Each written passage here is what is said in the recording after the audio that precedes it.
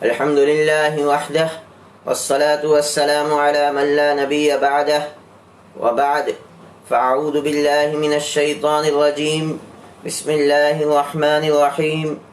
لقد كان لكم في رسول الله أسوة حسنة لمن كان يرجو الله واليوم الآخر وذكر الله كثيرا.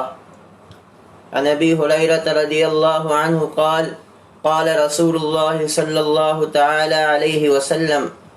فضلت على الأنبياء بست أوتيت جوامع الكلم ونصرت بالرعب وأحلت لي الغنائم وجعلت لي الأرض مسجدا وطهورا وأرسلت إلى الخلق كافة وختم بها النبيون. رواه الإمام الهمام المسلم في صحيحه. صدق الله العظيم وبلغنا رسوله النبي الأمي الكريم ونحن على ذلك لمن الشاهدين والشاكرين والحمد لله رب العالمين. اللهم صل على محمد وعلى آل محمد وأنزله المقعد المقرب عندك. الحمد لله. ကျွန်တော်တို့အားလုံးသိတဲ့အတိုင်းပဲကျွန်တော်တို့တမန်တော်ကြီး Muhammadur Rasulullah sallallahu ta'ala alayhi wa sallam ကိုလောရှိမြတ်ကလောကကြီးတစ်ခုလုံးရဲ့ဂရုဏာအဖြစ်နဲ့ rahmat အဖြစ်နဲ့ကမ္ဘာလောကမှာရှိသမျှတရားဝါတွေဂျင်းတွေလူတွေထုံဒီ၎င်းပဲတစ်ပိန်မှာရှိတဲ့အရာဝတ္ထုတွေတက်ရှိတက်မဲ့အရာတိုင်းအတွက်လောရှိမြတ်ကမိမိရဲ့တမန်တော်ကို rahmat အဖြစ်နဲ့ဒါစေလွတ်တဲ့အဲ့ဒီ rahmat ကအားလုံးအတွက်တစိတ်တရီတဒါအကျိုးခံစားနိုင်တဲ့အကြောင်းကံဖြစ်ခဲ့တယ်။တော်မြတ်ကြီး sallallahu ta'ala alayhi wa sallam ရဲ့အခုလိုဒီ khususiyat နဲ့ပတ်သက်တဲ့နဗီတမန်တော်ရဲ့ဒါထူးခြားချက်တွေဆိုတာရှိတယ်။အဲ့ဒီမှာနဗီတမန်တော်ရဲ့တော်မြတ်ကြီး sallallahu alayhi wa sallam ရဲ့ဒါမှတန်ကြီးကျယ်တဲ့တချို့လက္ခဏာကြီးတွေဒါတွေနဲ့ပတ်သက်ပြီးတော့ inshallah ta'ala လမ်းမီတော့တနေ့ကိုနည်းနည်းစီအနေငယ်ကျွန်တော်တို့ဒီအခုလို Swahili Body ဒီအခုလို page မှာကော account မှာရောထိုနည်း၎င်းပဲ Swahili Body online YouTube ထဲမှာကောကျွန်တော်တို့ blog ဒီ software မှာလည်းကျွန်တော်တို့အနေနဲ့ blog spot လို့ခေါ်တယ် YouTube မှာအဲ့ဒီမှာလည်းပဲကျွန်တော်တို့ဖွင့်ထားတဲ့နည်းနည်းအားလုံးမှာကျွန်တော်တို့မိတ်ဆွေတွေအဲ့ဒီမှာဝင်ရောက်ပြီးတော့အခုလိုသာသနာအစီအစဉ်ကိုလေ့လာလို့ရပါတယ်ဒါအားလုံးကိုလေ့လာစေခြင်းနဲ့လောရှမြတ်နေနဲ့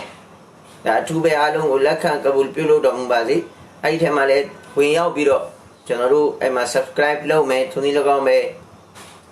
share လုပ်မယ်ဆိုရင်ဒါဖြန့်ချီတဲ့စတကာဂျာရီယာရဲ့ sawab ကိုလောရှမြတ်ကျွန်တော်တို့အားလုံးကိုချီးမြှင့်မှာဖြစ်ဒီနေရာမှာတော်မြတ်ကြီး sallallahu alayhi wa sallam ကိုကျွန်တော်တို့အားလုံးသိတယ်လူမပြောနဲ့ဂျင်းတွေရဲ့ဝတ္တရားတွေကိုလည်းတော်မြတ်ကြီး sallallahu alayhi wa sallam ပေးဆက်ခဲ့တယ်အဲ့ထဲမှာကျွန်တော်တို့တမန်တော်နဲ့ပတ်သက်ခဲ့တဲ့တချို့အကြောင်းအရာတွေကိုပြောရမယ်ဆိုလို့ရှိရင်အဲ့ဒီမှာကြော်ကြားတဲ့အကြောင်းအရာတွေတချို့တရားဝါတွေနဲ့ပတ်သက်ပြီးတော့လာရှိချို့တရားဝါတွေတော်မြတ်ကြီး sallallahu alayhi wa sallam ကိုမတန်ချစ်တဲ့မျက်နှိုးတဲ့တရားဝါတွေရှိခဲ့တဲ့တော်မြတ်ကြီး sallallahu alayhi wa sallam အမြဲတုံးပြတဲ့ကလအုပ်တွေရှိတဲ့ထိုနည်း၎င်းပဲတော်မြတ်ကြီး sallallahu alayhi wa sallam နောက်ဆုံးချိန်တွေမျိုးမှာမွေးစားခဲ့တဲ့အဲ့ဒီမှာလားတွေရှိခဲ့တဲ့ထိုနည်း၎င်းပဲအခုလိုမော်ဂျီဇာဖြစ်တဲ့လောရှမြတ်သခင်ဒါအလင်းတင်တယ်လို့မိမိရဲ့တမန်တော်ကိုမော်ဂျီဇာတွေချီးမြှင့်ခဲ့တယ်အဲ့ဒီမှာဒီကနေ့ဟာဒီစ်တပုတ်ကျွန်တော်တို့ရှေ့ကိုရောက်လာမယ်အဲ့ဒီမှာတော်မြတ်ကြီး sallallahu alayhi wa sallam ရဲ့ဒါမော်ဂျီဇာလို့လေဒါတတ်မှတ်မယ်ဒီဟာကိုထိုနည်း၎င်းပဲဒါတမန်တော်ရဲ့ fazilat ဖြစ်တဲ့တမန်တော်ရဲ့ khususiyat ဖြစ်တယ်တော်မြတ်ကြီး sallallahu alayhi wa sallam ရဲ့ sahabi ဒါမိုဂျမုစဂီရ်တဘရာနီချမ်းမှာအဲ့ဒီ hadith ကိုအဲ့ဒီ riwayat ကို Sayyidina Hazrat Umar radiyallahu ta'ala anhu ကတင်ပြတယ်an Umar radiyallahu ta'ala anhu بحديث الزب أن رسول الله صلى الله تعالى عليه وسلم كان في محفل من أصحابه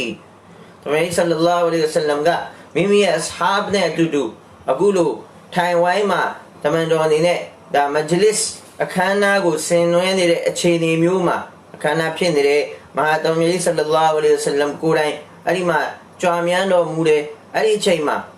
Bani Sulaim ဆိုတဲ့မျိုးနဲ့အဲ့ Bani Sulaim ဆိုတာကတော်မြတ်ဆလ္လာလာဟူအလိုင်ဝါဆလမ်နဲ့ဒါ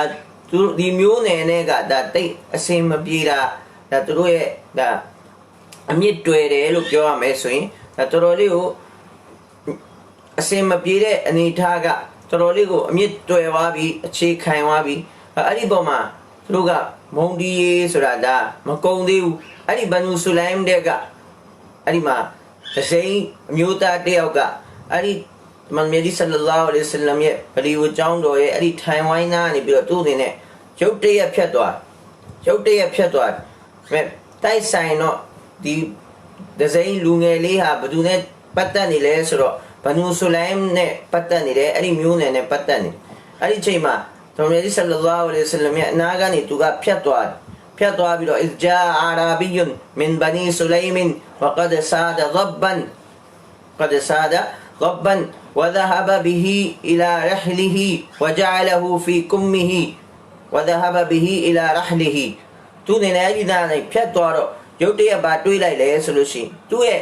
ဒီဝိထားတဲ့ကိုတာပေါ့အဲ့ဒီအဝိရဲ့ဒီအောက်မှာဒီ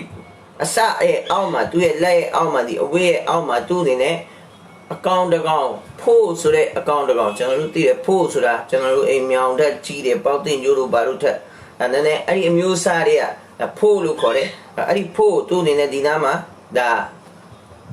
လူတွေနဲ့တော်ရဲကနေဖမ်းလာတဲ့အခုမိသားစုနဲ့တွားပြီးတော့အဲ့ဒီဖို့သူနေနေဒါစားမယ်တောက်မယ်ဒါသူ့အစီအစဉ်နဲ့သူအဲ့ဒီနားကနေဖြတ်သွားတယ်အမေဒီထဲမှာဖို့တကောင်ပါသူကသူရုတ်တရက်ဖြတ်သွားတာအဲ့ဒီနားကနေဖြတ်ရင်းနဲ့အဲ့ဒီမှာဘာဖြစ်လဲဆိုလို့ရှိရင်ဖရာအာဂျမာအတန်အဲ့ဒီနေရာမှာသူကရုတ်တရက်တွေ့သွားအုပ်စုတအုပ်စုထိုင်နေတာကိုတွေ့သူနေနဲ့မေးတာပေါ့အလာမန်ဟာဒီဟီလ်ဂျမာဒီကဘသူအုပ်စုလဲဘသူတွေလဲဒီထိုင်ဝိုင်းမှာဘသူတွေလဲဆိုတော့အဲ့မှာရှိတဲ့လူတွေကသူ့ကိုပြောပြအလာဟာဒီဟီလဒီယဇအမူအန်နဟူနဘီယွန်ကိုနဘီလို့နောက်ဆုံးနဘီဆလ္လာလာဟူအလိုင်ဝါဆလမ်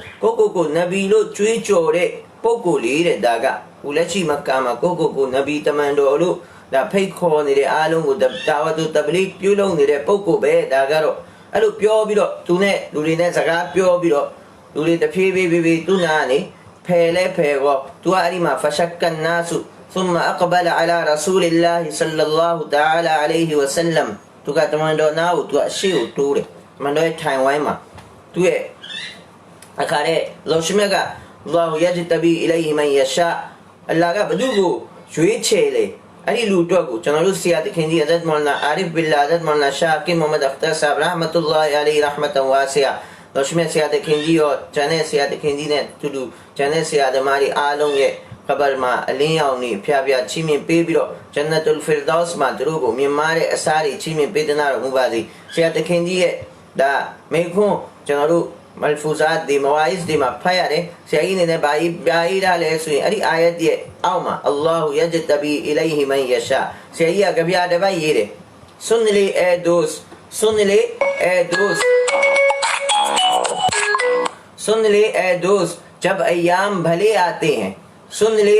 ए दोस्त जब अय्याम भले आते हैं घाट मिलने की खुद आप ही बताते हैं घाट मिलने की खुद आप ही बताते हैं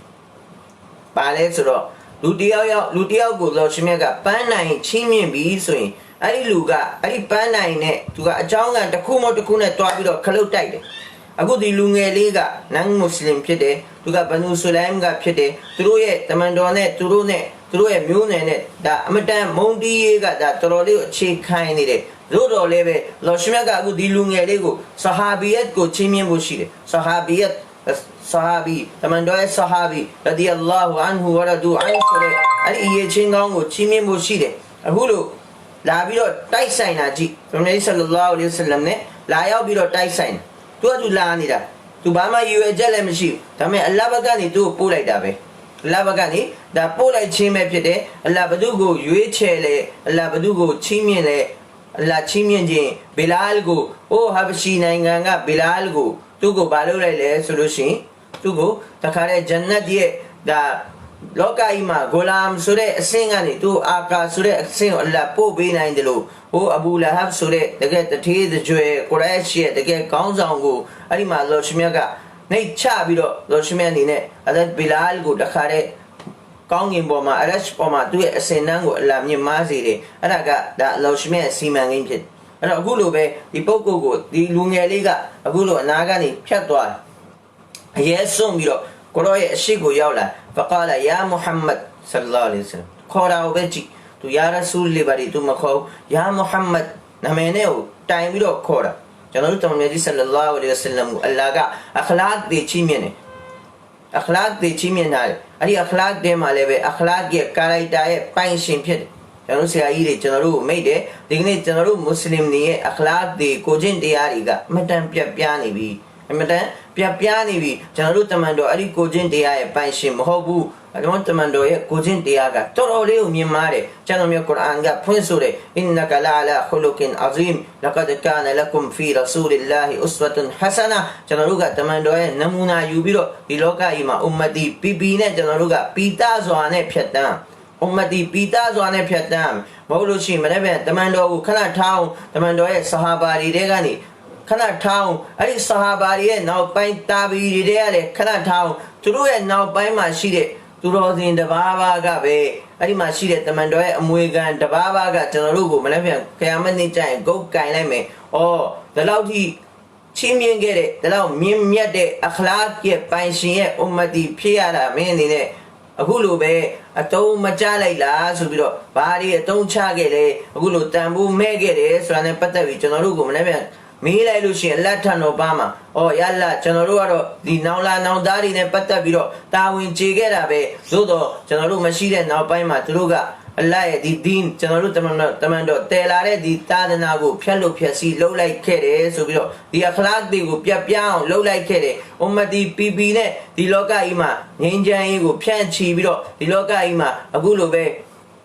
မွတ်စလင်ပီပီနေပြီးတော့ကိုချင်းတရားကောင်းတွေလိမ္မာရေးချရှိတဲ့အကျင့်ဇာရိတတွေကိုအရှိမဖော်ထုတ်ရမယ်အစားသူတို့အနေနဲ့ဒုစရိုက်တွေကိုဖြန့်ချီခဲ့တာပဲဆိုပြီးတော့မနေ့ကအလတ်ထံတော်ပါမှာတိုင်တယ်လိုက်မယ်ဆိုရင်ကျွန်တော်တို့ကိုမေးမြန်းလိုက်မယ်ဆိုရင်ကျွန်တော်တို့မှာဘာမှအဖြေရှိမှာမဟုတ်لقد زكى الله تعالى نبينا ما زكاها لأحد من خلقه زكاه في نطقه وما ينطق عن الهوى زكاه في ذكره ورفعنا لك ذكرك ذكاه في صدره ألم نشرح لك صدرك ذكاه في فؤاده ما كذب الفؤاد ما رأى ذكاه في علمه علمه شديد القوى ذكاه في حلم ألا وجنا دنيا ما سولو جنا جنا لو تمن دوكا نبي ألي نبي دما أمسو نبي تمن دوميا آلو يه دا غاوزو إمام الأنبياء سيد الكونين سيد الكائنات سيد أفضل الأنبياء والمرسلين سيد الكائنات محمد رسول الله صلى الله تعالى عليه وسلم ألي حلمي بايشين بيده أقولو شما لا بيرو لو تي يسون بيرو لو جاري ما جنا لو ليه جاري ما جنا لو تيوكا لا بيرو Hey လို့ခေါ်လိုက်လို့ရှင်ဒါကျွန်တော်ခေါ်ပြတာ Hey ဆိုရင်အဲ့ဒါကျွန်တော်ဘယ်လောက်ထိဒေါ်လာထွန်းကျွန်တော်ဒီနေရာမှာယာဓုတစ်ခုနဲ့ထိုင်နေတာကလထိုင်တစ်ခုနဲ့ထိုင်နေတာတို့တော့တရားရောက်ကလာပြီးတော့ Hey လို့လာခေါ်လိုက်ရင်ဟာရုပ်တရက်ဘယ်လိုဖြစ်သွားနိုင်မလဲတို့တော့လောရှင်မြတ်ကမိမိရဲ့တမန်တော်ကိုရင်ကိုခွဲပြီးတော့အခုလို၄ချိန်ရင်ကိုခွဲပြီးတော့အခုလိုနဘူဝတ်ရဲ့ရှန်ကိုအဲ့ဒီထဲမှာတခါတည်းစိတ်မွာထဲမှာနှလုံးသားထဲမှာကိုခန္ဓာကိုယ်တစ်ခုလုံးမှာကိုကျွန်တော်ဆလ္လာလဟ်အလိုင်းဝါဆလမ်ကစီရတ်ရဲ့ပိုင်ရှင်ဆူရတ်ရဲ့ပိုင်ရှင်ဂျမာလ်ရဲ့ပိုင်ရှင်ကမာလ်ရဲ့ပိုင်ရှင်ကာရိုက်တာရဲ့ပိုင်ရှင်ဖြစ်ခဲ့တယ်ရှိသမျှစီရတ်ရဲ့ဆူရတ်ရဲ့အကောင်းမှန်သမျှဟူသွေးအားလုံးကိုလောရှင်မြတ်ကတလောကကြီးရဲ့အလုံးစုံကိုအဲ့တမန်တော်ရဲ့အတွင်းထဲမှာလောရှင်မြတ်ကဒါကိန်းအောင်စေတယ်အဲ့ဒီအတွက်ကြောင့်ကျွန်တော်ဆလ္လာလဟ်အလိုင်းဝါဆလမ်ကဟိလ်မီရဲ့ပိုင်ရှင်ဖြစ်တယ်ဇက်ကာဟူဖီဟိလ်မီဟီرؤوف رحيم حريص عليكم بالمؤمنين رؤوف رحيم زكاه في كله إنك لعلى خلق عظيم تمام كورا مشي صلى الله عليه وسلم إنما بعثت لأتمم مكارم الأخلاق أو كما قال صدق رسول الله صلى الله عليه وسلم رغو أريد من دو حلم غو لابيرو دا سانا بي حلم غو لا سانا رغو صلى الله عليه وسلم الشيء غو لابي باخوليسو يا محمد صلى الله عليه وسلم ما اشتملت النساء على ذي لهجة أكذب منك وأبغض إلي منك وتمنو او محمد أتنتي لاري إلوكا إيما شيدميا لوري آلو نيما لولي أجيزاغا نعوذ بالله تمنو بيوني لا لولي أجيزا كوكو نبيلو تشوي لولي أجيزاغا بدولي تي لاري جنو يتاما أتن بيري ألو بيဒီလောကကြီးမှာအားလုံးထပ်ပို့ပြီးတော့ဘသူ့ကိုမုန်းတီးရမလဲလို့မေးလိုက်လို့ရှိရင်အတင်းကိုပဲမုန်းတယ်အရန်မုန်းတယ်လို့သူ့အနေနဲ့အဲ့လိုမျိုးအစမှာသူ့ရဲ့ nafs ရဲ့ဒါဗီဇအရာသူ့အနေနဲ့ဒါတွေကိုဖော်ထုတ်တာလူတစ်ယောက်ကကောင်းစားခြင်းလာပြီးဆိုရင်ကျွန်တော်တို့အိမ်တအိမ်ကိုဒါ repairing လုပ်ပြီးဆိုရင်အဟောင်းတွေကိုအရင်ခွာထုတ်တယ်အဟောင်းတွေကထွက်တယ်အညစ်အကြေးတွေထွက်တယ်အဲ့ဒီတည်းကနေရှိသမျှအဟောင်းတွေထွက်ပြီးတော့ဟိုမခိုင်တဲ့မဆလာတွေအကုန်လုံးအဲ့ဒီထဲမှာတချို့ကအပေါက်ဖြစ်နေမယ်ဂျိုက်တွေဖြစ်နေအဲ့ဒါတွေအကုန်လုံးကိုအဲ့ဒီကနေခွာထုတ်တယ်ကျွန်တော်တို့ကပေချန်တွေကနေခွာထုတ်ပြီးတော့မှအဲ့ဒီပေါ်မှာပြန်ပြီးတော့ကျွန်တော်တို့ရေပထမချိုးတယ်ပြီးမှရေမွေးလိမ့်တယ်လို့ပဲအခုဒီထဲကနေပထမ nafs ရဲ့ဒါအခုမချခင်မှာရဒီအလ္လာဟူအန်ဟူဝရဒူအန်ဖြစ်တော့မှာအဲ့တော့အခုသူ့ရဲ့ညစ်ကြေးတွေလိုလျောက်ထွက်တယ်ထဲထဲကနေထွက်တယ်ထဲထဲကနေအညစ်ကြေးတွေထွက်လာပြီသူ့ရဲ့ brass လို့ခေါ်တယ်သူ့ရဲ့ဒီဥစ္စာတွေဒါဗီဇအရသူထုတ်ဖော်တယ်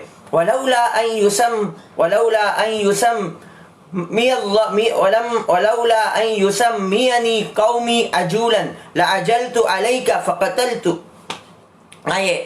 အကယ်၍အတင်းကိုငါအနေနဲ့ဒီနေရာမှာအတင်းကိုငါအနေနဲ့ရင်ဆိုင်မယ်ဆိုရင်ငါရဲ့ကောင်ကငါရဲ့မျိုးနယ်ကငါ့ကိုပြောလာလိမ့်မယ်တဲ့ဟာမင်းကတော်တော်လေးကိုဆန္ဒစောတာပါလားဆိုပြီးတော့အဲ့လိုပြောခံမှဆိုလို့အတင်းကိုဘာမှမလုပ်တာလို့အဲ့လိုပြောတော့ဘယ်ရမလဲဖဆလတူဘီကတလီကန်နာဆအဂျမအီနာအဲ့လိုပဲအတင်းကိုငါအနေနဲ့အခုလိုရင်ဆိုင်ရမယ်ဆိုရင်တော်တော်လေးကိုငါအနေနဲ့ဒါပျော်ရွှင်မှုတစ်ခုပဲငါအတွက်ကမတန်ဝမ်းတာမဲ့ဒါလက္ခဏာဖြစ်မယ်လို့သူအနေနဲ့အဲ့လိုစကားမျိုးတွေတုံးတယ်လူကြားထဲမှာတုံးတော့အနားမှာဘသူတွေထိုင်နေလဲဆိုတော့တကယ်သေးကျသမီးကြီးဆလလာဟူအလိုင်ဝါဆလမ်ရဲ့အဆဟာဘီရဆူလူလာတဲ့မှာရှိတဲ့တကယ်အုမ္မာလူပုဂ္ဂိုလ်ကအဲ့ဒီမှာထိုင်နေတယ်အဲ့ဒါတော့မာကအဲ့ဒီမှာချက်ချင်းပဲသမီးကြီးဆလလာဟူအလိုင်ဝါဆလမ်ဘက်ကိုဒီလိုကြည့်ပြီးတော့ဒါနီအကတူလူဟူမန်တော့ကျွန်တော်အဂျာဇတ်ပေးမလားသူနဲ့ကျွန်တော်နဲ့ထိတ်တိုက်တွေးတော်မယ်ဆိုပြီးတော့သမီးဆလလာဟူအလိုင်ဝါဆလမ်ကအလတ်တော်မာကိုပြန်ကြည့်ပြီးတော့ပြုံးတော်မူတယ်အဲ့ဒီဘဒူအဲ့ဒီအာရာဘီအဲ့ဒီလူငယ်လေးတောသားလေးကဒစိမ့်သူကဒီတမန်တော်ကို तू ကဘယ်သူလဲဆိုတာ तू အခုတိတော်မသိနားတော်မလဲဘူး तू အနေနဲ့ဒါဒီတိုင်းဖြတ်သွားတာအနားနေအဲ့တော့ तू ပြောနေတဲ့စကားတွေအားလုံးကိုကိုရောကဟိလ်အပြည့်အဝနဲ့ဒါနားထောင်နေတာလူကြီးရဲ့ဒါစိဖတ်ပဲလူကြီးလူကောင်းရဲ့ဒါအရေးချင်းကောင်းဒါကျွန်တော်တို့တမတ်တော့တင်ပေးတာတညရမှာလူကြီးလူကောင်းဖြစ်ချင်ပြီးဆိုရင်ကျွန်တော်တို့ယာတုတစ်ခုရပြီကလထိုင်တစ်ခုရပြီဖိုင်ဆလာတစ်ခုလုပ်ပြီးဆိုရင်ဆန္ဒစောလို့မရအောင်တဲရောက်လာပြောလို့ရှိရင်သူ့ရဲ့စကားကိုအကောင်းပဲဖြစ်စေအဆိုးပဲဖြစ်စေပထမအစအနေအဆုံးကျွန်တော်တို့ကနားထောင်ပေးရမယ်အဲ့ဒီနားထောင်ပြီးမှနောက်မှသူ့ကိုကျွန်တော်တို့ဘယ်လိုပုံစံတုတ်ပြန်ရမလဲဆိုတာအဲ့ဒါဒုတိယအဆင့်သမီးဆလလာဟူအလိုင်ဝါဆလမ်ဟာဒီစ်မှာကျွန်တော်တို့ကိုတခါတည်းရှင်းလေးအမှန်တော်ရဲ့ဆဟာဘာတွေအဲ့လိုပဲနောက်ပိုင်းမှာရှိတဲ့ပညာရှင်ကြီးခဲ့တွေဒီရဲ့ definition တွေကျွန်တော်တို့ကိုရှင်းလင်းပိတ်ကားနဲ့ကျွန်တော်တို့ကိုအခုလိုတင်ပြနေတယ်ဖကာလရဆူလူလာဟ်ဆလလာဟူအလိုင်ဝါဆလမ်အိုမာကိုတမန်တော်ကကြည့်ပြီးတော့ဗာပြောလဲဆိုလို့ရှိရင်အိုအိုမာအမာအလင်တာအန်အလ်ဟလီမာကာဒအန်ယကူနနဘီယာနဘီဆိုတာကသူ့မှာဟိလ်ခံဒီတရားခိတိခံခြင်းတရားအပြည့်ရှိရအဲ့ဒါကနဗီလေတဲ့နင်မသိဘူးလားနဗီမှာအဲ့ဒီစိဖတ်ကိုလာထည့်ထားတယ်ငါရဲ့စိဖတ်ကိုကရအူဖွန်ရဟီမွန်ငါရဲ့ဒါရဲ့စိဖတ်ကိုပြန်ကြည့်မယ်ဆိုရင်အလ္လာဟ်တင်ပြနေတယ်ဖဘရှ်နာဟူဘီဂူလာမင်ဟလီမ်ရဲ့ဒါစိဖတ်ကျွန်တော်တို့ကဒီနေ့အဲ့ဒီဟလီမ်ရဲ့စိဖတ်ကိုဒေါ်လာထွက်လို့ရှိရင်ကျွန်တော်တို့ကမေ့သွားတယ်ကျွန်တော်တို့သိတာနာမည်ရမဇိုင်းဟလီမ်ပဲကျွန်တော်တို့သိဟိုဟလီမ်ကိုပဲမမိတယ်ဘာဖြစ်လို့လဲဘိုက်ဝါတယ်အမှန်ဒီဟလီမ်ကကျွန်တော်တို့ရဲ့ ဝိညာဉ်ကိုဝါစီတဲ့အာဟာရတစ်ခုပဲမတန်ကြီးကျယ်တဲ့ဒီလောကမှာကျွန်တော်တို့ခြေလမ်းတိုင်းမှာဒီဟိလ်မ်ကိုအရှိမထားပြီးတော့ကျွန်တော်တို့ကခြေလမ်းလမ်းတင်တယ်အဲ့တော့မှတွားပြီးတော့ကျွန်တော်တို့တမန်တော်တည်ဆောင်လာတဲ့ကိုချင်းတရားတွေကိုကျွန်တော်တို့ဖော်ထုတ်လို့ရမယ်။လောရှင်မြတ်အားလုံးကိုသဘောပေါက်ပြီးတော့နားလေသဘောပေါက်ပြီးတော့အဲ့ဒီမှာလက်တွေ့ကျင့်သုံးနိုင်တဲ့အခွင့်အလမ်းတွေကိုချီးမြှင့်ပေးသနာတော်မူပါစေ။တမန်တော်မေ့ရှိတဲ့ ثم أقبل على رسول الله صلى الله عليه وسلم ပြီးတော့သူထပ်ပြီးတော့တမန်တော်ရှိလဲလာဇောမန်နဲ့တမန်တော်နဲ့စကားပြောနေတဲ့အချိန်မှာသူခဏနောက်ဆုတ်လိုက်တယ်။ဟောအချင်းချင်းသူတို့အချင်းချင်းစကားပြောနေပြီ။ရေးဟာအေးဟာမူယာနဲ့သူကြည့်လိုက်တယ်။ကြည့်ပြီးတော့သူနောက်နဲ့ဆုတ်လိုက်ပြန်ရှေ့ကိုတိုးလာပြန်ရှေ့တိုးလာအလ္လာဟ်လက်ခံခြင်းနဲ့လက်ခံတာတွေဒါတွေက فقال واللاتي واللاتي والعزى لا آمنت بك အိုမုဟမ္မဒ်အတင်းကိုငါလက်ခံမှုမရှိဘူးလာတ်နဲ့ဥဇ္ဇာရဲ့ဒါကဆမ်ကျင်းပြီးတော့ပြောတာအတင်းကိုငါလက်ခံမှုမရှိဘူး فقال له رسول الله صلى الله عليه وسلم ကိုရောသူအဲ့ဒီမှာစကားလုံးလေးတွေနည်းနည်းလေးမိတ်ချွေချက်တွေမိတ်ချွေတယ်အဲ့ဒီမှာအဲ့တော့ကိုရောရဲ့ပထမဆုံးကိုရောရဲ့ထိုင်ဝိုင်းမှာရောက်လာပြီးကိုရောကိုကြည့်လိုက်ပြီးကိုရောရဲ့အနားမှာလာပြီးဆိုကြတဲ့ကအဲ့ဒီမှာတဝက်ကအဲ့ဒီမှာသူ့အတွက်တေချာသွားပြီသူတမန်တော်ရဲ့အနားမှာလာထိုင်လိုက်ပြီးဆိုတော့တာမန်ဘူဇရုတယောက်ရဲ့ဆိုဘတ်တောင်မှတော်တော်လေးကိုပြင်းထန်တဲ့အလုံးသားကိုစူးချစေပါတယ်ဆိုရင်အဆက်ဖြစ်စေတယ်ဆိုရင်အခုလိုမဟာတမန်ကြီးဆလ္လာလာဟ်အလိုင်ဝါဆလမ်ရဲ့အနားကိုတော့ရောက်လာပြီးအခုလိုစကားပြောခွင့်ရပြီဆိုရင်သူ့ရဲ့နဆစ်ကဘာပြောတော့အဲ့တော့ယာအာရာဘီတမန်တော်သူပြုံးပြုံးလေးနဲ့ပဲစကားပြောတယ်မာဟမလကအလာအန်ကုလ်တမာကုလ်တမင်းဘာတွေပြောနေတာလဲမင်းကအရှိမလာပြီးတော့ဒီလောက်အရေးဆုံးပြီမင်းပြောချင်တာတွေမင်းပြောနေတယ်မင်းပြောချင်တာတွေမင်းချုပ်တီးတာတွေဘာမှမရှိဘူးမင်းနည်းနည်းတော့ချုပ်ပြီးတော့စကားကိုနည်းနည်းချုပ်တီးပြီးတော့မင်းအနေနဲ့ပြောတဲ့နဲ့မင်းဘာတွေပြောနေတာလဲဝကုလ်တဂိုင်ရ်အလ်ဟက်ကီမင်းပြောနေတဲ့စကားတွေကလည်းတခုမှဟုတ်တာမဟုတ်လမ်တုကရမ်မဂျလီစီငါရဲ့ထိုင်ဝိုင်းမှာလာတယ်မင်းဒဇိန်တယောက်ဖြစ်တယ်ငါလူတွေရဲ့ကြားထဲမှာမင်းငါ့ကိုဒါလာပြီးတော့မင်းငါရဲ့တိတ်ခါကိုဒါမင်းအနေနဲ့ဒါပွင့်ပွင့်လင်းလင်းကွန်မင်းအနေနဲ့ငါရဲ့ဒါတိတ်ခါကိုလည်းမင်းအနေနဲ့ဒါမထောက်ထားပဲနဲ့မင်းပြောချင်တာတွေပဲလူငယ်လေးမင်းပြောနေပါလားဆိုပြီးတော့တမန်တော်သူအဲ့လိုပြောတော့သူကအဲ့ဒီမှာနည်းနည်းလေးတမန်တော်ရဲ့စကားကိုတမန်တော်ရဲ့စကားပေါ်မှာအလောရှိမြတ်ကဝနုဆရတုဘီရုဘ်လို့ကျွန်တော်အခုနဟာဒီစ်မှာဖတ်တာတမန်တော်ရဲ့မိတ်ခွန်းနေတမန်တော်မပြောနဲ့ဟဇရတ်ဥမာလူဆာဟာဘီကတခုခုမိတ်လိုက်လို့ရှိရင်အရှိရလူပေါ်မှာတခါတည်းအဲ့ဒီစကားကတွားပြီးတော့ဒါအရှိန်ဝါကတက်ရောက်တယ်ဆိုရင်ကျွန်တော်တို့တမန်တော်ရဲ့နှုတ်ကနေထွက်တဲ့စကားလုံးကရှေးရလူရဲ့နှလုံးသားကိုရှေးရလူရဲ့ဒါအုံနောက်အာယုံကိုဘယ်လိုပုံစံဒါဆူရှာစေမလဲဆိုတာဒါမြဝါဒနဲ့ဒါပေါ်နေတဲ့ထူးရှင်းပြတရားမလို့ဝတုကလီမူနီအိုင်ဇာistighfar တမန်တော်ကသူဘာပြောလဲဆိုတော့အတင်းကကျွန်တော်နည်းနည်းလေးခက်ကြမ်းကြမ်းပြောတော့အတင်းလည်းကျွန်တော်ကိုခက်ကြမ်းကြမ်းပြောချင်တာလားတဲ့အိုမုဟမ္မဒ်အတင်းခက်ကြမ်းကြမ်းဆက်ဆံခြင်းလို့လားအတင်းဆက်ဆံမလားကျွန်တော်ဆက်ဆံတယ်လို့ဆက်ဆံမလားအဲ့ဒီမှာသူပြန်ပြောတယ်ဝလာတီဝလ်ဥဇ္ဇာလာအာမန်တူဘီကာငါဝလာတ်နဲ့ဥဇ္ဇာရဲ့ကဆမ်ဂျိမီပြောတာနော်တဲ့အတင်းကိုတော့လက်ခံမှုမရှိဘူးတဲ့အတင်းယူလာတဲ့အီမန်ကိုလက်ခံဖို့တော့မရှိဘူးအေးတခုရှိတယ်သူအဲ့ဒီမှာနည်းနည်းလေးသူပြောပြီးအဲ့ဒါဒီကျွန်တော်အခု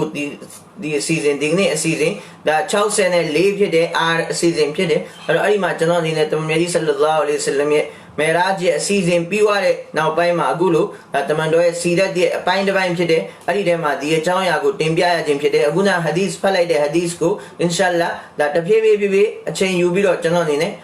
့တပုတ်ချင်းစီဒါအခွင့်အရေးယူပြီးတော့ကျွန်တော်အနေနဲ့ချဲ့ပြီးတော့ပြောပြမယ်အင်ရှာအလ္လာဟ်တာလာလက်ရှိမြအမလုံနိုင်တဲ့အခွင့်အရေးချင်းမြပေးနာတော်မူပါစေအဲ့ဒီမှာသူဘာပြောလဲဆိုရင်အဝါယုမင်နူဘီကာဟာဒတ်ဒဘ်တခုတော့ရှိတယ်တဲ့ဒီပါလာတဲ့ဖို့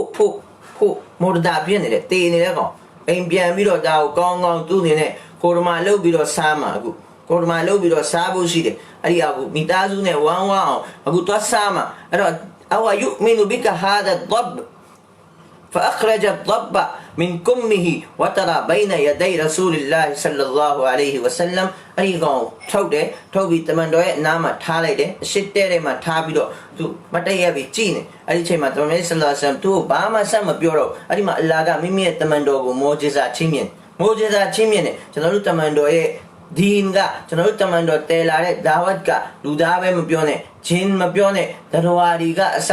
မုကလဖ်တော့မဟုတ်ဘူးဒါပေမဲ့အဲ့ဒီတရဝါဒီကအစကျွန်တော်တို့တမန်တော်ကိုနားလေခဲ့တယ်ဒါအလ္လာဟ်ရဲ့စစ်မှန်တဲ့နဗီဖြစ်တယ်ဆိုပြီးတော့တမန်တော်ဟုတ်တဏှာမှာရှိနေတဲ့အချိန်မှာကျွန်တော်ပထမလည်းပြောဘူးတယ်လူတယောက်ကတမင်မလေးကို ဖမ်းထားတယ်အဲ့ဒီတမင်မလေးကတမန်တော်ကိုလာပြီးတော့ရှောက်ထားတယ်။အိုးအလ္လာဟ်ရဲ့နဗီကျွန်မသိတယ်တဲ့အသင်ကအလ္လာဟ်ရဲ့နဗီဖြစ်တယ်အသင်ရဲ့ဆာဟာဘီကျွန်မကိုဖမ်းထားတယ်သူဖမ်းထားတာကိုတော့ကျွန်မမတိုင်တယ်ဘူးဟိုဘက်တောင်နောက်မှာကျွန်မကလေးတွေဘိုက်စာနေတယ်နိုးတိုက်ပြရစီသူ့ကိုပြောလိုက်ကျွန်မကိုခဏလေးလွတ်ပြီးနိုင်ကွက်တနာကြီးနိုးတိုက်ပြီးကျွန်မပြန်လာမယ်သူပြန်ဖမ်းလိုက်ပါစီပြဿနာမရှိဘူးကျွန်မကိုဘာမှမကြွေးလဲပြဿနာမရှိဘူးဒါပေမဲ့မိခင်ရဲ့ဒါမေတ္တာမိဘမေတ္တာဆိုတာမိခင်ရဲ့ဒါနှလုံးသားတတော်ပဲဖြစ်နေပါစေလောရှိမြတ်တို့ရဲ့နှလုံးသားထဲမှာအခုလိုဝဂျာအလ်တူလကဟနာနန်ဖီကလ်ဘီအဘဝိလာအန်ယကူလာနီဟတ်တာတရှဘဝလာယနာမာနီဟတ်တာတရကူဒါဒါမိခင်ထဲမှာများသောအဖြစ်ရှိတယ်ဖအေးနဲ့မအေးရဲ့ဒါမေတ္တာတရားစေတနာဒါနဲ့ပတ်သက်ပြီးအင်ရှာအလ္လာဟ်ခေါင်းစဉ်ယူပြီးတော့တင်ပြမယ်အဲ့တော့ဒီအကူသူကတင်ပြနေတယ်တမန်တော်သူမေးတယ်နင်တကယ်ပြောတာလားနင်ကနဗီလို့လက်ခံတယ်နင်တကယ်ပြောနေတာလားနင်ပြန်လာမလားဟာကျွန်မတကယ်ပြောတာကျွန်မလိန်ရင်လေတဲ့ကျွန်မလင်အလ္လာဟ်ကျွန်မကိုဂျဟန္နမ်ထဲမှာမီးထဲမှာထဲပါစေလို့သူ့အနေနဲ့အဲ့လောက်ထိပြောတယ်ကျွန်မကိုလွတ်လိုက်ကျွန်မဂရိပေးတယ်ပြန်လာမယ်တမန်တော်ဆာဟာဘီကိုပြောတယ်သူ့ကိုလွတ်လိုက်သူ့ကိုလွတ်လိုက်ဒီဆာဟာဘီကသူ့ကိုလွတ်လိုက်တယ်အဲ့ဒီတမင်မလေးကခလေးကိုနှုတ်တိုက်ပြီးပြန်ရောက်ရှိလာတယ်တမန်တော်မရှိတဲ့အစစ်ကိုယွန်ဂျီဝလ်ကစ်ဘူယိုလစ်အဲ့ဒီချိန်မှာသူ့ကိုတမန်တော်ဆလ္လာလဟ်အလัยဟိဝါစလမ်ကအဲ့ဒီမှာပြန်ပြီးတော့အဲ့ဒီဆာဟာဘီရှေ့ကနေဝယ်ပြီးတော့အဲ့လိုပဲလက်ဆောင်သူပေးလိုက်တယ်အဲ့မှာတမန်တော်ဆလ္လာလဟ်အလัยဟိဝါစလမ်သူ့ကိုလွတ်ပေးလိုက်တယ်အဲ့တော့အမှန်တရားမှာတမန်တော်ဆလ္လာလဟ်အလัยဟိဝါစလမ်ကျွန်တော်တို့ကိုသင်ပေးတဲ့ဟာဒီစ်ကဘာသင်ပေးလဲဆိုရင်ဘာပဲပြောပြောဘယ်လိုစကားမျိုးပဲပြောပြောအမှန်တရားကိုပဲပြောမွတ်စလမန်ကအကုန်လုံးနိုင်တယ်သူကလိမ်မပြောနိုင်ဘူးမှတ်ထားမွတ်စလမန်ကအကုန်လုံးနိုင်တယ်အတူမစားနိုင်ဘူးအင်ရှာအလ္လာဟ်နော်ဟဂျ်တုလ်ဝီဒါနဲ့ဟူဂျ်တုလ်ဝီဒါဆိုတဲ့အဲ့ဒီအပိုင်းမှာကျွန်တော်အဲ့ဒီဂဏ္ဍတွေကိုအင်ရှာအလ္လာဟ်တစ်ခုချင်းရှင်းပြမယ်။တော်တော်ဆလ္လာလာဟူအလိုင်ဝါဆလမ်ကအခုသူနဲ့စကားမပြောတော့သူနဲ့ဒါ part 1ပြီးသွားပြီအခု part 2စ part 2အခုဒါဘယ်သူနဲ့စလဲဆိုရင်အခုဒုတိယအပိုင်းစပြီဒီတော့အသေးကောင်တော့အသေးကောင်ကြီးကိုရောကထပ်လမ်းပြီးတော့ခေါ်လိုက်တယ်အခုကသူကိုရောခေါ်တယ်လို့ဟိုဘိုင်ကဘာခေါ်လဲယာမုဟမ္မဒ်ဆလ္လာလာဟူအလိုင်ဝါဆလမ်အခုကိုရောကအဲ့ဒီဒဘ်ကိုခေါ်တာယာဒဘ်သူဘာတိမလဲကိုရောမြတ်ဆလ္လာလာဟူအလိုင်ဝါဆလမ်နဲ့တခုတစုံဆိုရင်အလ္လာဟ်ကအရရှ်ပေါ်ကနေချက်ချင်းနုစရတ်ပေးတာမိမိရဲ့တမန်တော်ကိုမပြောနဲ့အဲ့ဒီတမန်တော်ရဲ့ဆဟာဘာတွေကိုတော့မှအလ္လာဟ်ကနုစရတ်ပေးခဲ့ပါတယ်ဆိုရင်အဲ့ဒီတမန်တော်ကိုတော့အလ္လာဟ်ဘယ်လောက်ထိနုစရတ်ချီးမြှင့်မလဲနန်းစီလောက်မှဘယ်သူမှအဲ့ဒီတမန်တော်နဲ့ပတ်သက်ပြီးတော့မကတ်ဖရေဘဒါလေစားလို့ဘယ်လို့မှမရနိုင်ဘူးဆိုတာဒါမြတ်ဝါထင်နေမြင်နေရတယ်ကျွန်တော်တို့ဟာဒီစ်ကိုလေ့လာမယ်ဆိုရင်ဖကာလရဆူလလာဟ်ဆလ္လာလာဟူအလိုင်ဝါဆလမ်ယာဒဘ်အိုဖို့ပြောလိုက်တာနဲ့တဘာဝနဲ့ဆန့်ကျင်ဘက်အသေးကောင်ကြီးကဒီလိုမျက်လုံးကိုချက်ချင်းဖွင့်တာဟာဒီစ်ရဲ့စကားလုံးတွေမျက်လုံးကိုဖွင့်ပြီးတော့မောဂျမုဆဂီရ်ကျွန်တော်ကိုတင်ပြနေတာမောဂျမုဆဂီရ်အတ်တူဘရာနီကျမ်းမှာစာမျက်နှာ650ကျော်မှာအဲ့ဒီစာပိုက်တွေပါတယ်ကျွန်တော်တို့လေ့လာလို့ရတယ်ဒီဝါရဲ့အရှိကြီးဒါတင်ပြထားတယ်ထိုနည်း၎င်းကျွန်တော်အချိန်ရတဲ့လောက်ပဲတင်ပြမယ်ယာဒဘ်ဖတကလမဒဘ်ချက်ချင်းပဲပြေးပေးတာဘယ်လိုပြေးပေးတာလဲသူ့ရဲ့တဘာဝအဲ့ဒီဖိုးရဲ့စကားနဲ့သူစကားလုံးနေနဲ့စကားပြောတာမဟုတ်အဲ့ဒီဖို့တတော်ရဲ့စကားပြောတာမဟုတ်ဘူး तू ကဘာစကားပြောလဲဆိုရင်အာရဘီစကားရှင်းလေးအားလုံးအဲ့ဒီနားမှာရှိတဲ့လူတွေသဘောပေါက်တဲ့စကားလုံးတွေနဲ့ तू အဖြေပေးသွားတာဖတကလမဒဘ်ဘီလီဆာနင်အာရဘီမူဘီန်بلسان عربي مبين يفهم القوم جميعا قال بابيولي ديلا ضبقا لبيك وسعديك يا رسول رب العالمين تمنى قلت بيتنا عالم ديبه ما بيانو فقال تمنى تو سامي بي من تعبد من بدوه عبادة لو دالي درواغو ميلا لوغو مو مكلف لي مو بوي درواغا تمنى دوغا ميلا دا هو باي إيمان أغو يورو ما مچاكين तू ने असर फिर डोमा तारीओ ची बिरो लोशमिया फंडी यू ने सुन ले ए दोस्त जब अय्याम भले आते हैं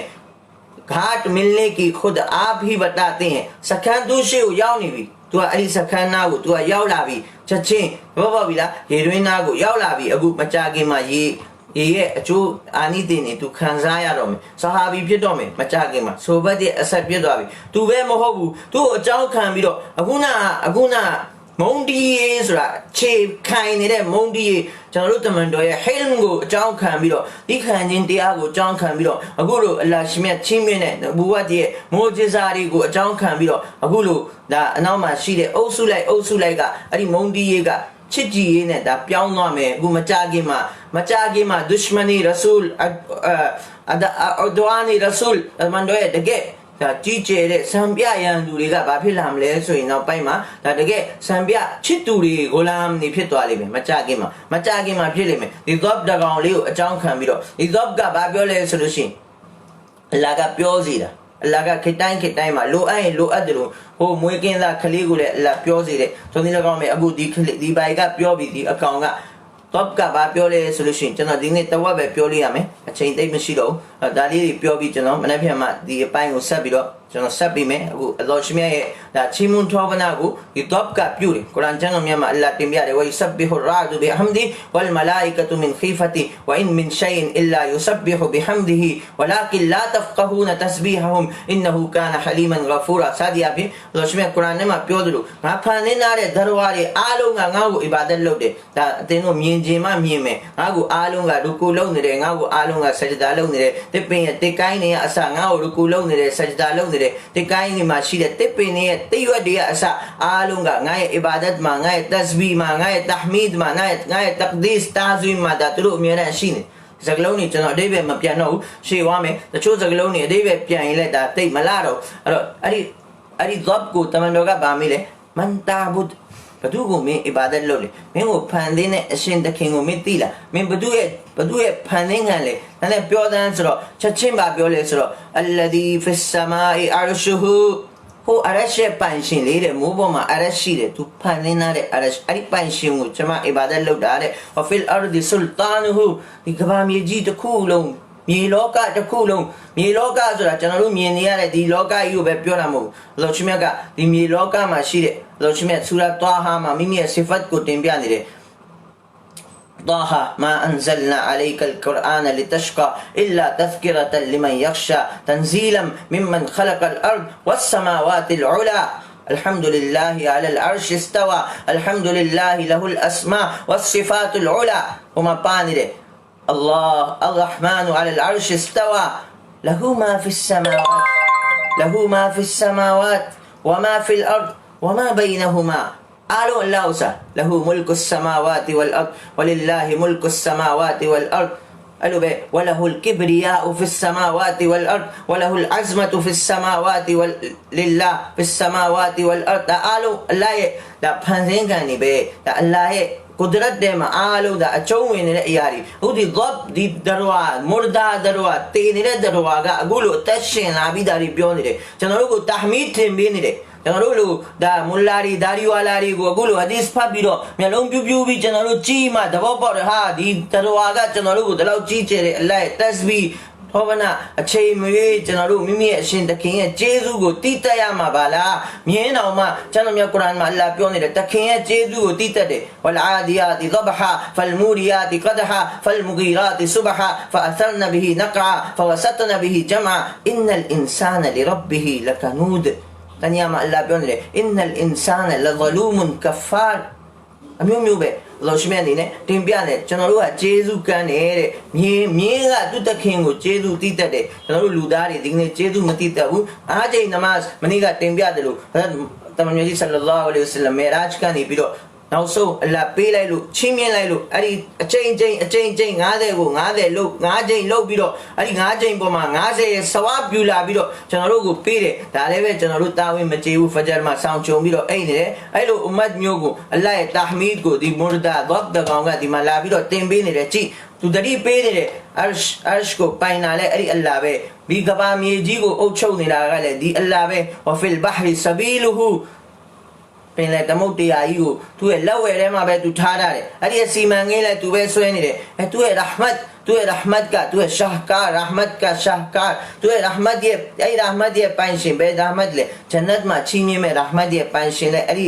ဒီအလ္လာဟ်ပဲသူနည်း၎င်းပဲဝဖင်နာရီအဇာဘူဟူမနေ့ပြန်ကယာမတ်နေ့ကြိုင်လေအဲ့ဒီအဇာဘ်ကိုလည်းပဲညဝါထင်နေကျွန်တော်တို့အလ္လာဟ်မလုပ်ပါသေးနဲ့အလ္လာဟ်မလုပ်ပါသေးနဲ့အရှိတဲ့မှာကျွန်တော်တို့ရဲ့မျက်စိရှိမှရောက်လာလိမ့်မယ်ကျွန်တော်တို့အပြစ်လုပ်ထားမယ်ဆိုရင်လောချမြတ်ထိန်းသိမ်းစောင့်ရှောက်တော်မူပါစေအဲ့တော့အဲ့လိုမျိုးသူ့အနေနဲ့ထောပနာချီးမွမ်းထောပနာတွေပြုတ်ပြီးတော့လောချမြတ်ရဲ့ဒါကြီးကျယ်မှုကိုသူ့အနေနဲ့ကိဘရီယာကြီးကိုတမန်တော်ကြီးဆလ္လာလာဟူအလိုင်ဝါဆလမ်ရှေ့မှာပေါ်ထုတ်ခဲ့တယ်အဲ့တော့ဒါတမန်တော်ရဲ့မိုဂျီဇာရဲ့အပိုင်းတစ်ဝက်ပဲဖြစ်တယ်မနေ့ပြန်ဆက်ပြီးတော့ရှေ့ဆက်ပြီးတော့အင်ရှာအလ္လာဟ်တာလာအဲ့ဒီဇဘ်ကဆက်ပြီးတော့ မဟာတမန်မြတ်ကြီးဆလ္လာလာဟူအလိုင်ဝါဆလမ်ရဲ့ကြီးမွန်ထောပနာအဲ့ဒီမှာဆီဖတ်တွေကိုတင်ပြတယ်တမန်တော်နဗီဆိုတာကိုသူ့အနေနဲ့တက်တည်ထူတယ်အဲ့ဒီနောက်ပိုင်းမှာဘာတွေဆက်ပြီးတော့ဖြစ်လဲဆိုတော့အင်ရှာအလ္လာဟ်တာလာဒါနဲ့ပတ်သက်ပြီးမနေ့ပြန်အင်ရှာအလ္လာဟ်ဒုတိယအပိုင်းမှာကျွန်တော်တို့လေ့လာမယ်လောရှိမြတ်ကျွန်တော်တို့အားလုံးကိုသင်ပြရတဲ့အချက်လက်တွေပေါ်မှာဒါနိနိကအမလုံနိုင်တဲ့တောဖီဆွမ်းများချီးမြှင့်ပေးနာရုံပါစေအခုနပြောသလိုအချိန်ရလို့ရှိရင်အိမ်မှာကျွန်တော်တို့မှဒါဒီခေတ်မှာတော့အားလုံးမှအလဟမ်ဒူလ illah net တွေရှိကြတယ်အဲ့တော့ net မှာကျွန်တော်တို့ဟို season ဒီ season YouTube မှာတွားပြီးတော့ဖွင့်မဲ့အစကျွန်တော်တို့ကျွန်တော်များကုရ်အာန်ရဲ့တီလာဝတ်ကိုဖွင့်မယ်ဒီနေ့လည်းကောင်းမယ်ကျွန်တော်တို့တကယ်တင်ပေးတင်ယူအခန်းကဏ္ဍတွေဟာဒီစ်ရဲ့သင်တန်းတွေကိုကျွန်တော်တို့အဲ့ဒီမှာဖွင့်မယ်ဆရာသမားတွေရဲ့ဒါဘယန်တွေကိုအဲ့ဒီမှာဖွင့်မယ်ဥရဒူနားလဲတဲ့လူကဥရဒူလိုအာရဘီနားလဲတဲ့လူကအာရဘီလိုအခုလိုမြန်မာလိုဒါစိတ်ဝင်စားတဲ့ပုံကိုယ်တွေအားလုံးဒါမြန်မာလိုအခုလိုဒီစကားတွေကိုအခုလိုဒီတာနာအစီအစဉ်တွေကိုတယောက်နဲ့တယောက်ဒါ share လုပ်နေမယ်ဖလဲနေမယ်ဆိုလို့ရှိရင်ဒါကဘာဖြစ်မလဲဆိုရင်တမန်တော်ဆလ္လာလဟ်အလိုင်ဝါဆလမ်တင်ပြခဲ့တဲ့ကဘာကိုရောက်သွားပြီလူတယောက်ကဒါမဲ့အဲ့ဒီကဘာမှာလည်းပဲသူနဲ့အတူတူဒါတွေကဆက်လက်ပြီးတော့ပါနေအောင်မယ်တဲ့ဒီအရာတွေကအဲ့ဒီမှာတခုပါလဲဆိုအီလ်မန်အလ္လမဟူဝနရှရဟူအခုလိုသာသနာပညာကိုသင်ယူစီးပူးပြီးတော့အဲ့ဒီပေါ်မှာသူအနေနဲ့အဲ့ဒီအရာကိုပြန်သင်ပေးခဲ့တယ်သင်ကြားပေးခဲ့တယ်အဲ့လိုပဲဖြန့်ချီတဲ့အလုပ်ကိုလုပ်ခဲ့တယ်အဲ့တော့အခုလိုဒီ share လုပ်တာတို့ subscribe လုပ်တာတို့ဘာလို့ကသာသနာအစီအစဉ်တွေကိုပြန်ပွားစေတဲ့လက္ခဏာတစ်ခုဖြစ်တဲ့လောရှိမြတ်ကျွန်တော်တို့အားလုံးကိုအဲ့ဒီအခွင့်အရေးတွေလည်းချင်းမြပေးနာလို့ပါစေနိကပြောခဲ့တဲ့စကားတွေပေါ်မှာလောရှိမြတ်ကျွန်တော်ကိုမိတ်ဆွေများအားလုံးကိုလက်တွေ့ကျင့်သုံးနိုင်တဲ့မဟာတမန်ကြီးဆလ္လာလာဟူအလိုင်ဝါဆလမ်တဲ့ဆောင်လာတဲ့အခလာကိုချင်းတရားကိုကျွန်တော်တို့ရဲ့ခန္ဓာကိုယ်မှာရောကျွန်တော်တို့ရဲ့ဒါရိုးရင်းချင်းစီမှာနှလုံးသားဖို့မှာကျွန်တော်တို့အနေနဲ့မိမိရဲ့ခန္ဓာကိုယ်တစ်ခုလုံးကိုအဲ့ဒီအမူအရာအတိုင်းဒါ